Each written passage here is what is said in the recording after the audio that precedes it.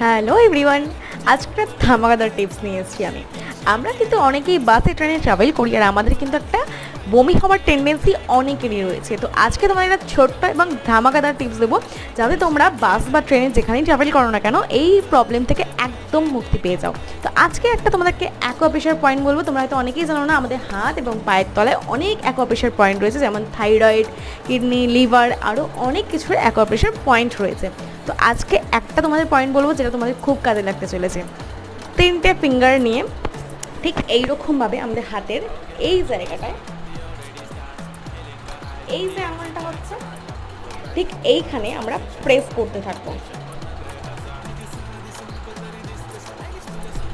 ঠিক এইরকমই 3 থেকে 4 মিনিট করলেই কিন্তু তোমাদের এই বমি হওয়ার টেন্ডেন্সি, গ্যাস, অ্যাসিডিটি, ব্লোটিংয়ের সমস্যা থেকে তোমরা মুক্তি পেতে পারো।